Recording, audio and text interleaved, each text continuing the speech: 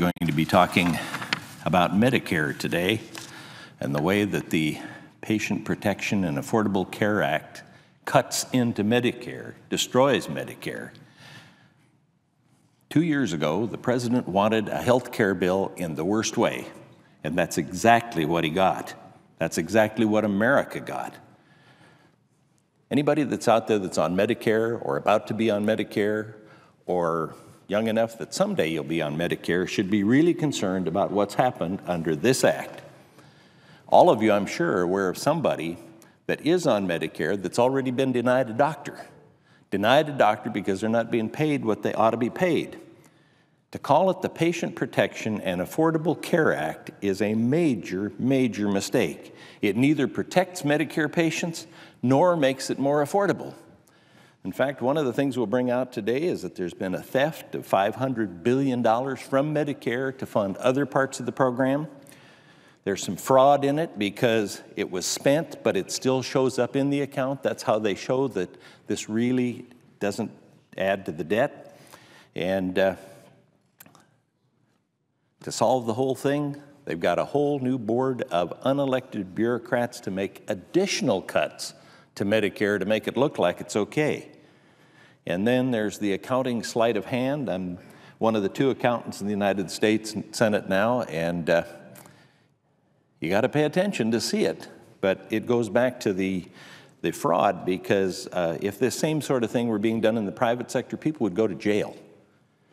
And there are a number of ways that we'll bring out how that is not just budget gimmicks and not just sleight of hand, but actually taking advantage of seniors. The chief Medicare actuary said that Medicare will go broke in 2024. That's 5 years earlier than last year's report by the chief Medicare actuary. That's the guy that works for Medicare. He doesn't work for us. And he has to figure out each year how much in the hole it is and what needs to be done to fix it. And my contention, of course, is that you can't steal $500 billion out of a program that's already going broke and expect it to be fine. And we warned about that as we were going through the passage of this Patient Protection and Affordable Care Act, which, as everybody has mentioned, was passed 2 years ago tomorrow. It could have been fixed. There were 3 plans on the Republican side that would have done what is claimed to be done by this act. Those ideas were largely rejected. There were a few places that they fit in the same as what was in there, but were largely rejected. So today we're going to talk a little bit about some theft, some fraud, some unelected bureaucrats, and some accounting sleight of hand. And I have some people here that want to respond to some of the things that have been said. I think Senator Coburn listened to some of the previous comments that were made on the other side celebrating this great day. Thank you, Senator Enzi. From Oklahoma. Ask that we have unanimous consent to have a colloquy among us. Without objection. I listened very intently to the first 2 speakers this morning, and have, as somebody who's now been a physician for almost 30 years, practiced full-time for over 25 years, I heard the senator from Iowa in what his desire would be in the chart that he showed. He showed 100% screening occurring now in 3 areas. Well, I want to tell you that isn't true. We're not screening. We hope to screen, and we hope to screen 100%, but the facts are on screening that was available was only used 5% by Medicare patients on the screening that was already available with no cost to Medicare patients. So we have to distinguish between what we desire and what's actually going to happen. But let's just take the example of colon screening. I'm a colon cancer survivor. I was diagnosed through colonoscopy with colon cancer. But let's take that example. And then let's take the example of the other aspect of the Affordable Care Act, which is called the Independent Payment Advisory Board. And what's the purpose of the Independent Payment Advisory Board? It is to cut the costs of Medicare through decreasing of reimbursements, first for the first 8 years, physicians and outside providers, and then starting in 2019, hospitals. Well, what do you think the first thing that's going to get cut? The first thing that's going to get cut is the reimbursement rate for a colonoscopy. So when the reimbursement rate for a colonoscopy goes below the cost, and it's very close right now, by the way, the cost to actually perform a colonoscopy versus what Medicare reimburses, when that is cut, what do you think is going to happen on screening?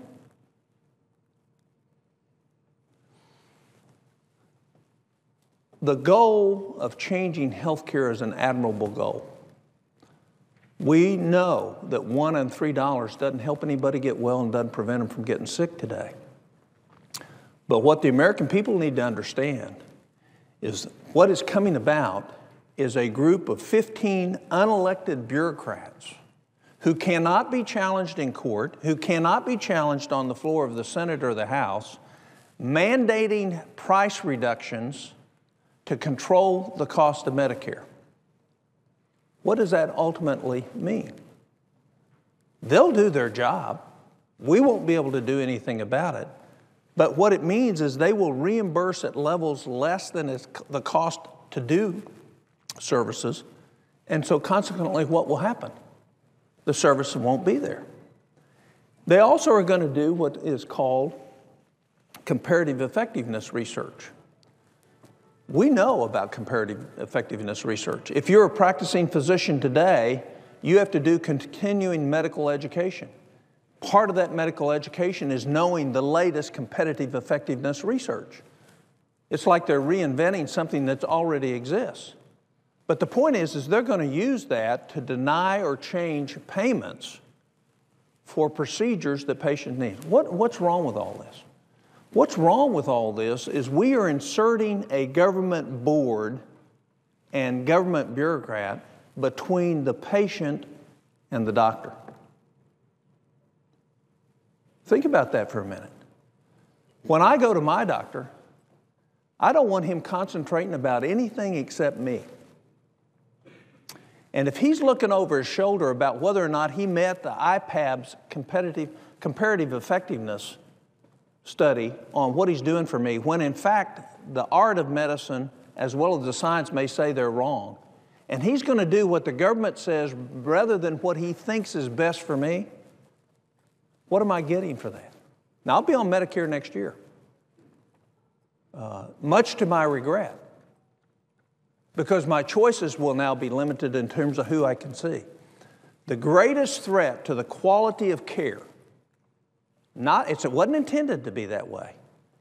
It was intended to be helpful. I don't doubt the motives of anybody that had set this board up. The greatest threat to the quality of care for seniors in this country is the Independent Payment Advisory Board. And their non-caring position, because they're going to be looking at numbers and words, and they're never going to lay their hand on a patient. They're never going to impact a patient directly. They're never going to listen to a patient, but they're going to make the ultimate decisions based on what that patient's going to get. With that, I'd yield back to my colleague. But that board was made essential by decisions that were made in the health care bill. In the health care bill, we took $500 billion, $500 billion, that should have stayed with Medicare to solve Medicare problems. The doc fix is one of the big problems that we need to solve. It's up to about, I think, $230 billion that we need to do that. That'd be a pretty good chunk out of this. And unless that's done, people won't be able to see a doctor. And I keep saying, if you can't see a doctor, you really don't have health insurance. And that's what we're going to be doing to our seniors. We cut $135 billion from hospitals. We cut $120 billion from the 11 million seniors that are on Medicare Advantage. We took $15 billion from nursing homes, and we took $7 billion from hospices. And we spent it on programs that have nothing to do with Medicare or those things. That's fraud. And it shouldn't have happened. The CBO actuary and the chief Medicare actuary have acknowledged this reality. Incidentally, the chief Medicare actuary says that the program's going to go broke in 2024. CBO says it's going to happen in 2016. 2016 is pretty short term to be fixed. I think that 2024 is short term. So whichever estimate you want to take, Medicare is in trouble, and $500 billion should not have been taken out of it. That $500 billion should have been dedicated to fixing Medicare. We still have to fix Medicare, and the only solution we've come up with is the one that the senator from Oklahoma, Senator Coburn, mentioned, which is to form this new board with surprising powers that are going to be able to cut some more in Medicare, so that it doesn't look like we stole $500 billion from Medicare. Senator Burr is on the committee. He's had to sit through a lot of the hearings and a lot of the amendments that were never passed from our side that would have fixed this, and I'm sure that he has some comments. Well, I thank the senator from Wyoming and my colleague from Oklahoma. We have worked on this. We've spent tireless hours trying to save not just Medicare, but health care as we know it in America today. And I think what you've already understood is that we've put in place mechanisms in law that will dismantle health care that the American people feel comfortable with, that has served them well, and that we agree is way too expensive. But if you just look at the examples that Dr. Coburn's talked about, IPAB, an independent board that will make coverage decisions and reimbursement decisions. Well, when you cut reimbursement, you're going to chase doctors out of the system. As you cut reimbursements, you're going to defund the hospital's ability to keep the door open in rural America. But let's look at the things that aren't obvious. What does that effort by IPAB do to innovation in healthcare? What companies are going to go out and put $1 billion on the line for development of a new drug or a device, given that they don't think they can recover enough through the reimbursement system to cover their research and development, much less the approval process of the products? It would be a vastly different America if, in fact, all these drugs that are breakthroughs and the devices that are so effective at keeping us living longer are sold in Europe and South America and Asia, but not in the United States, because we've now developed a healthcare system that doesn't allow them the ability to recover that money. Match that with the lack of choice. Today, in this country, we have choice.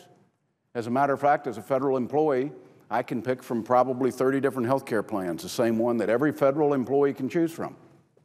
Now, all of a sudden, in a health care bill, we've said to seniors, you know that Medicare Advantage, which allowed you choice, you could choose a provider other than the federal government.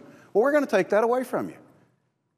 We didn't really take it away. We just said we're not going to reimburse them to the degree that lets them offer the plans. But let's look at what Medicare Advantage provided for seniors. It provided a wider array of benefits than does traditional Medicare. It's good for some, they've chosen it. It won't be good for them in the future if this health care bill is not reversed, because through the actions of IPAB and through the explicit language of the bill, Medicare Advantage will not be an advantage anymore. And everybody will have to default to the government plan that probably won't be as expansive with preventative care. I know that the senator from Wyoming knows in North Carolina, we sort of lead the country as the model of medical homes. We're on the verge there of trying to put seniors into medical homes. We've already done it with a Medicaid population.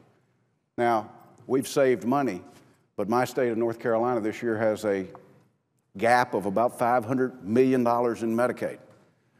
The people we're responsible for and the money we've allocated for it, even though over the last 3 years we have saved almost $1 billion by being creative at how we designed our Medicaid program. This health care initiative, with no input from any state, will double the population of Medicaid beneficiaries in North Carolina. And what have we done? We've shifted the responsibility down to the state at the state taxpayer level. We didn't magically change anything in health care. We're just reallocating where we're collecting the money from. And every state's the same. They underpay for reimbursements under Medicaid. Doctors limit the number of patients that they see that are Medicaid patients. Now imagine what happens when we double the size of the Medicaid population in America. Hospitals don't have the ability to limit. They're under federal law that says when you show up, you got to see them.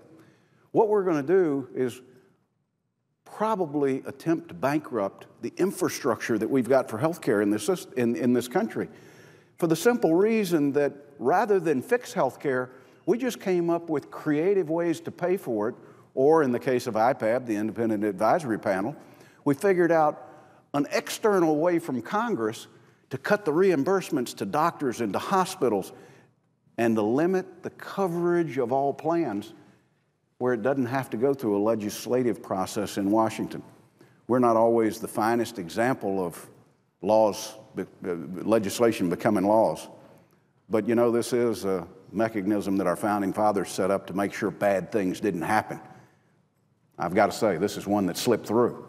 Now we've got the responsibility to go back and fix the pieces of it that would be devastating to the future of health care in this country. And I thank the senator from Wyoming for letting me share some time. I think you'd be interested too, and have been really involved in some of the accounting sleight of hand that's happened with prescription Part D. You know, we put prescription Part D in so that people would have a little better chance of being able to pay for their prescriptions. And a very difficult program. It was very expensive, and I know in my state we were looking at only 2 people that were selling pharmaceuticals to seniors, and I thought, boy, when this program goes in, there probably won't be any. But when it was opened up to wide choice, I found out there were 46 companies that wanted the business in Wyoming. And it turned out to be a very successful program at helping people out. Now, in this Affordable Care Act, of course, they do some things with the donut hole, which are a little bit of sleight of hand, because some of the companies that sell brand name prescription drugs agreed that they would reimburse people for a part or up to all of their medications while they went through that donut hole, knowing that when they got out of the donut hole, they'd still stay with that brand name and it would cost the whole program a lot more. So an area where we were saving money and could have fixed it so that the seniors had a better chance at it, but not given an advantage to the brand name drug users, would have actually saved some money in the program, but that didn't happen. And I know since you are involved a lot in the pharmaceutical area and have done a tremendous job at making sure that we're safe from terrorist attacks and pandemic flus, and worked with vaccinations, and are probably the foremost person on both ends of the building at knowing how to do that, maybe you'd have some comments on this prescription Part D. Well,